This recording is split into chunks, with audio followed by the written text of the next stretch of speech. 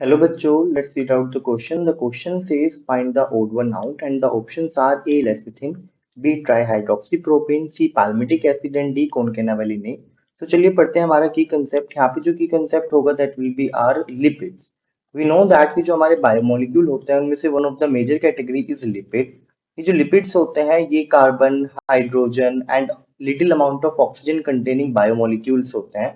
अगर मैं complex lipids की बात करूं जिनको हम कॉन्जुगेटेड लिपिड्स भी बोलते हैं, तो उनके अंदर देखा गया है कि they contain phosphate group also.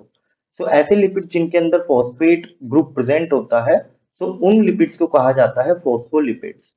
सो अगर हम एग्जाम्पल की बात करें फॉस्फोलिपिड्स का, so one of the example is lecithin. Lecithin is a phospholipid and that's why it can be considered as a part of the lipid biomolecule. बात करते हैं about the components of the lipids. तो lipids जो होते हैं उसके काफी components होते हैं। For example glycerol is one of the most important components of the lipid. Glycerol जो होता है इसको ट्राई हाइड्रोक्सी प्रोपेन भी बोला जाता है because of its structure. Tri hydroxy propane का मतलब क्या हुआ कि यहाँ पे तीन आपके हाइड्रोक्सिल ग्रुप प्रेजेंट होंगे and there will be three carbon long chain like this. So तीन carbon containing long chain will be there जिसमें कोई भी डबल बॉन्ड या फिर ट्रिपल बॉन्ड नहीं होगा, सब सिंगल बॉन्ड होंगे because it's an alkane. So you can see that there are three hydroxyl group and only three carbon chain. So the glycerol molecule is known as trihydroxypropane.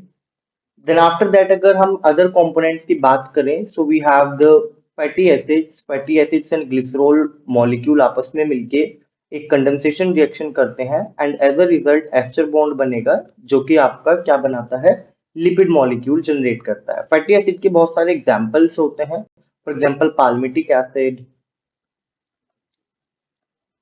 Linoleic acid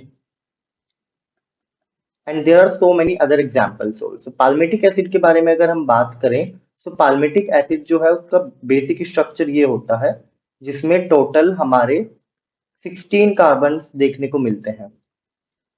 basic structure अगर fatty acids का draw करें तो उसमें एक long chain of carbon होगी जिसके एक and पे कार्बोक्सिल ग्रुप अटैच्ड होता है। So on the different number of carbons present, we have different types of fatty acids. Arachidonic acid में 20 कार्बन होंगे, palmitic में you can see that palmitic में we have 16 carbon. Then after that अगर हम बात करते हैं कॉनकेनावेलिन ए की, तो कॉनकेनावेलिन ए आपका लिपिड कैटेगरी से बिलोंग नहीं करता, इट्स अ सेकेंडरी मेटाबोलाइट। अब ये सेकेंडरी मेटाबोलाइट क्या होते हैं, ये ऐसे ऑर्गेनिक कंपाउंड्स होते हैं that are produced by the plants और योर माइक्रोब्स जो कि इकोलॉजिकल इंपॉर्टेंस रखते हैं। इनके अंदर प्राइमरी फंक्शंस को परफॉर्म करने की एबिलिटी नहीं होती, not involve in primary functions. Primary functions क्या होते हैं, प्राइमरी फंक्शंस होते हैं हमारे जैसे रेस्पिरेशन या फिर photosynthesis and your lipid metabolism, ये प्राइमरी फंक्शंस कहलाते हैं। प्राइमरी फंक्शंस में जो काम आते हैं वो आपके प्राइमरी मेटाबोलाइट्स होते हैं, लेकिन सेकेंडरी मेटाबोलाइट्स जो है इनका फंक्शन होता है as a ecological entity, ecological importance they have.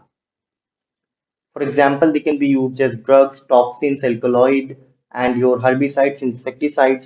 And similarly, जो concanavaline A है, it's a secondary metabolite जो कि लैक्टिन फैमिली से बिलोंग करता है, लैक्टिन कैटेगरी से बिलोंग करता है। और जो लैक्टिन्स होते हैं these are carbohydrate binding proteins.